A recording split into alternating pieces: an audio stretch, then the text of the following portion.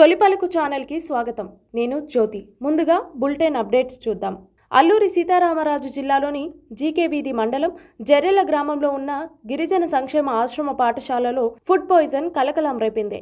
భోజనం చేసిన కొద్దిసేపట్లోనే 29 మంది విద్యార్థులకు ఒక్కసారిగా వాంతులు, తల తిరగడం, అస్వస్థత లక్షణాలు కనిపించడంతో సిబ్బంది వెంటనే స్పందించారు. బాధితులను అత్యవసరంగా సమీప ప్రాథమిక ఆరోగ్య కేంద్రానికి తరలించి చికిత్స అందిస్తున్నారు. అదృష్టవశాత్తు అందరి పరిస్థితి ప్రస్తుతం స్థిరంగా ఉన్నట్లు సమాచారం. ఈ సంఘటనపై అధికారులు విచారణ ప్రారంభించారు. తిరువనంతపురం నుంచి కాంగ్రెస్ ఎంపీ శశి థరూర్ స్పందించారు. బీహార్ ఎన్నికల్లో ఎన్డీఏ భారీ ఆధిక్యంలో ఉన్నందున ఇంకా ఎన్నికల సంఘం అధికారిక ప్రకటన వచ్చే వరకు వేచి చూడాలంటూ ఆయన సూచించారు. ఫలితాలపై కూటమి సమగ్రంగా పరిశీలన చేయాల్సిన అవసరం ఉందని, ఇందులో ఆర్జేడీ ప్రదర్శన కూడా కీలక పరిణామమని తెలిపారు. మహిళా ఓటర్లకు ప్రవర్తన నియమావళి, ముందు ఇచ్చిన ప్రోత్సాహకాల విషయం ప్రస్తావిస్తూ అవి చట్టబద్ధమైనప్పటికీ ఆరోగ్యకరమైన రాజకీయ పద్ధతి కాదని అభిప్రాయపడ్డారు. గతంలో మహారాష్ట్రతో పాటు పలు రాష్ట్రాల్లో ఇదే విధమైన చర్యలు చోటు చేసుకున్నాయని గుర్తు చేశారు. ఫలితాలు పూర్తిగా విశ్లేషించిన తర్వాతే తగిన నిర్ణయాలు తీసుకుంటామని థరూర్ స్పష్టం చేశారు. Look, it's a question of leading at the moment. Yes, they're leading by a rather large margin, but let's wait for the Election Commission to discuss and disclose the results. I'm sure that the party has a responsibility to study in detail the causes. But remember, we were not the senior partner in the alliance, and that RJD also has to look carefully at its own performance. But I will say that on a matter like this, it's very important that we look at the totality of our performance. You know, elections are about a number of factors. There is, of course, the popular mood, there is the question of organizational strengths and weaknesses, there is the question of the messaging, a lot of issues which will have to be looked at and to see what went right, what went wrong. But let's wait for the final results before we make a call. The women voters were certainly given some incentives just before the code of conduct. Whether we like it or not, unfortunately, that is legal under our laws. It's from the day of the announcement of the elections that you can no longer do that. I'm afraid this is not the first time that we have seen state governments doing such things, of giving benefits to certain segments of society. So this is not, unfortunately, unusual. I can't say it's a healthy practice. I don't think it's a healthy practice, but we saw something quite similar in Maharashtra as well, and we've seen it in other states in the past. There is a tendency to give some of these rewards just before an election. And we have to look at whether such things are reasonable. At the same time, we can't stop governments from doing their job until the election is, the model code of conduct comes into force. So it's not easy to find a simple solution. But anyway, let's analyze the results in detail. I think that ultimately those who were directly involved in the campaign, I unfortunately wasn't there and I wasn't invited to campaign in Bihar, so I can't tell you much myself from personal experience. All I can say is those who are involved will certainly study it, I'm sure, in greater depth. Hyderabad Jubilee hills ఉప ఎన్నికల్లో కాంగ్రెస్ అభ్యర్థి నవీన్ యాదవ్ ముందంజలో ఉండడంతో రాజకీయ వాతావరణం వేడెక్కింది. ఈ సందర్భంగా మంత్రి పొన్నం ప్రభాకర్ సంచలన వ్యాఖ్యలు చేశారు. బీజేపీ, బీఆర్ఎస్ మధ్య కేంద్ర, రాష్ట్ర స్థాయిలో గాఢమైన సంబంధాలున్నాయని, పార్లమెంటులో బీజేపీకి సహకరించినందుకు ప్రతిఫలంగా జూబ్లీ హిల్స్ ఉప ఎన్నిక సీటు గురిదక్షిణగా ఇచ్చిందని ఆరోపించారు. अभी तो दिल्ली में भी दोस्ती है, गली में भी दोस्ती है. जब बीजेपी पार्लियामेंट में किशन रेड्डी के लिए टीआरएस ने मदद किया है, तो इस बार जुबली इलेक्शन का बाय इलेक्शन गुरुदक्षिणा का नाम पे बीजेपी बीआरएस को दे दिए, तो भी जनता उसको रिजेक्ट किया. आने वाला दिन में तेलंगाना में बीजेपी बीआरएस एक है, ये जनता जानते हैं. दोनों मिलकर तेलंगाना डेवलपमेंट को रोकने की कोशिश कर रहे, कांग्रेस का सरकार को मदद नहीं कर रहे. ये जनता सोचना चाहिए, ये सही नहीं है. केंद्र सरकार तेलंगाना डेवलपमेंट के फंड्स देना चाहिए. तेलंगाना के लिए अभी किशन रेड्डी एटलीस्ट सोच के, वरना तेलंगाना प्रजा पब्लिक आपका ऑफिस को ताला लगा देंगे. कितने वोट आएंगे सर? बीजेपी 10,000 के अंदर आएगा. मैं पहले दिन से बोल रहा हूँ. बावजूद भी किशन रेड्डी ने होना बोल के पूरा कैंडिडेट को सब सरेंडर कर दिया.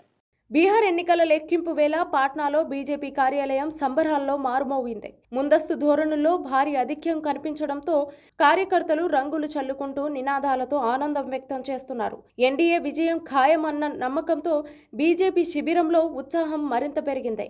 ఎన్నికల సంఘం తాజా ట్రెండ్ ప్రకారం తాము పోటీ చేసిన 111 స్థానాల్లో 87 స్థానాల్లో బీజేపీ ముందంజలో ఉంది. ఈసారి రికార్డు విజయానికి బీజేపీ చేరువలో ఉంది.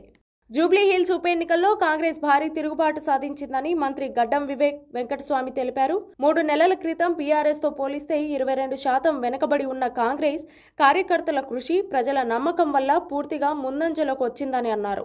ఈ విజయం పార్టీ శ్రామికుల ఓర్పు, ప్రజల విశ్వాసానికి ప్రతీకగా నిలుస్తుందన్నారు. జూబ్లీ హిల్స్ ప్రజలకు ప్రత్యేక ధన్యవాదాలు తెలిపారు.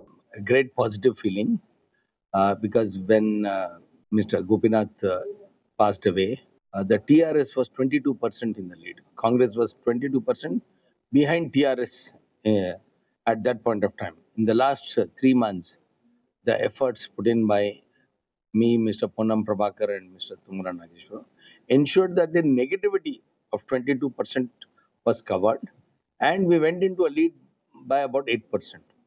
So the continued confidence of the people of Jubilee Hills ensured that we are going to win. Our win, I have predicted that we would always win by about 9 to 10% more than TRS, and I think it's coming to that stage. After the 6th round, we are in the lead by 15,000 votes. We have another 4 more rounds to go. So we should touch about 22,000 majority. Once the majority is established, it is clear that the TRS, which continue to lose since the assembly elections, they lost power. In parliament, they lost deposits. They didn't even get one seat. In graduates, they couldn't even put a candidate. And now they have lost one more seat in Jubilee Hills. This clearly shows that KTR's leadership is under threat. It is a failure. Jubilee hills ఉప ఎన్నికల వేడి మధ్య అభ్యర్థి మాగంటి సునీత మీడియాతో మాట్లాడే సందర్భంలో ఆసక్తికర పరిణామం చోటు చేసుకుంది. ఆమె విజయావకాశాలపై రిపోర్టులు ప్రశ్నించగానే ఎలాంటి స్పందన ఇవ్వకుండా అక్కడి నుంచి వెళ్లిపోయారు. రిపోర్టర్ల సమాచారం ప్రకారం ఆమె వ్యాఖ్యలు చేయడానికి నిరాకరించి ప్రశ్నలను తప్పించుకుంటూ ఆ స్పాట్ ని వదిలి వెళ్లినట్లు తెలుస్తోంది. ఉప ఎన్నికల పోరు తీవ్రతరమవుతుందని ఈ సమయంలో రాజకీయ వర్గాల్లో చర్చానీయాంశంగా మారింది. విశాఖపట్నంలోని ఆంధ్ర యూనివర్సిటీ ఇంజనీరింగ్ కళాశాల గ్రౌండ్లో 30వ సిఐఐ భాగస్వామ్య సదస్సు ఘనంగా ప్రారంభమైంది. ఈ కార్యక్రమానికి భారత ఉపరాష్ట్రపతి సిపి రాధాకృష్ణన్, రాష్ట్ర గవర్నర్ అబ్దుల్ నజీర్, ముఖ్యమంత్రి చంద్రబాబు నాయుడు హాజరయ్యారు. కేంద్ర మంత్రులు పీయూష్ గోయల్, రామ్మోహన్ నాయుడు, శ్రీనివాస వర్మ, పెమ్మసాని చంద్రశేఖర్తో పాటు రాష్ట్ర ఐటీ మినిస్టర్ లోకేష్ పాల్గొన్నారు. ప్రముఖ పరిశ్రమ దళపతులు కరణ్ అదానీ, యూసఫ్ అలీ, బాబా కళ్యాణి వంటి మహనీయులు సదస్సును శోభయానం చేశారు. దేశ విదేశాల నుంచి భారీగా పారిశ్రామికవేత్తలు, పెట్టుబడిదారులు హాజరై సదస్సుకు విశేష స్పందన లభించింది. టీఆర్ఎస్ సోషల్ మీడియా కార్యకర్తలకు కేటీఆర్ భావోద్వేగ సందేశం ఇచ్చారు. మా సోషల్ మీడియా వారియర్ల కృషికి నేను ఏమిచ్చినా మీ రుణం తీర్చుకోలేనని తెలిపారు. ఈ ఎన్నికల ఫలితాల వల్ల కార్యకర్తలు నిరాశ చెందాల్సిన పని లేదని, ప్రభుత్వాన్ని నిలదీయడంలో పార్టీ విజయవంతమైందని స్పష్టం చేశారు. ఇక ముందు జరిగే స్థానిక సంస్థల ఎన్నికలకు మరింత సన్నద్ధం కావాలని పిలుపునిచ్చారు కేటీఆర్. కేసీఆర్ పట్ల అభిమానంతో సోషల్ మీడియాలో స్వచ్ఛందంగా పనిచేస్తున్న కార్యకర్తలకు ప్రత్యేక ధన్యవాదాలు తెలియజేశారు. జాతీయ స్థాయిలో కాంగ్రెస్ పరిస్థితి మరింత దారుణంగా ఉందని కేటీఆర్ వ్యాఖ్యానించారు. మరి మా కార్యకర్తలకు నేను చేసే విజ్ఞప్తి, సన్నద్ధం అవుదాం. అన్ని రకాలుగా ప్రజాక్షేత్రంలో మనం ఈ ప్రభుత్వాన్ని నిలదీయడంలో సఫలమైనాం. ముఖ్యంగా మా సోషల్ మీడియాలో పనిచేసే మా తమ్ముళ్ళు చెల్లెళ్ళకు కూడా నేను హృదయపూర్వకంగా అభినందనలు చెప్తా ఉన్నాను. సోషల్ మీడియాలో మీరు చేస్తున్న పని, మీకెవరికి నేనేమి పార్టీ తరపున జీతం ఇవ్వడం లేదు, మీకెవరికి నేను ఇచ్చేదేమీ లేదు. అయినప్పటికీ వాలంటరీగా పార్టీ మీద ఉన్న ప్రేమతో, నాయకుడు కేసీఆర్ గారి మీద ఉన్న అభిమానంతో మీరు చేస్తున్న కృషి, మీరు చేస్తున్న పని ఏదైతే ఉన్నదో మనస్ఫూర్తిగా నేను మీకు కూడా ధన్యవాదాలు తెలియజేస్తా ఉన్నా. అట్లాగే మా పార్టీ కార్యకర్తలకు, మరి మా గులాబీ కుటుంబ సభ్యులందరికీ నేను చేసే ప్రార్థన, దీంతో మనం నిరాశపడవలసిన అవసరం లేదు, బాధపడవలసిన అవసరం లేదు. తప్పకుండా ముందుకు పోదాం. అట్లా అనుకుంటే ఇవాళ జాతీయ స్థాయిలో కూడా మీరు చూసినట్టయితే మరి కాంగ్రెస్ పార్టీ బీహార్లో తన ఉనికిని కోల్పోయే పరిస్థితి ఉన్నది. కాబట్టి ఇవన్నీ సహజం, గెలుపులు ఓటములు సహజం. దీన్ని ఏదో పెద్ద సెట్ బ్యాక్ లాగా చూసుకోవాల్సిన అవసరం లేదు. తప్పకుండా మరింత బలంగా వద్దాం, ముందుకొద్దాం. ఒక రబ్బర్ బంతిని గోడకేసి కొడితే ఎట్లయితే తిరిగి బలంగా వెనకకొస్తుందో అట్లా మనం కూడా తప్పకుండా తిరిగి వెనక్కొద్దాం. ఇది ఇవాల్టి బులెటిన్ అప్డేట్స్. మరొక బులెటిన్తో మళ్ళీ కలుద్దాం.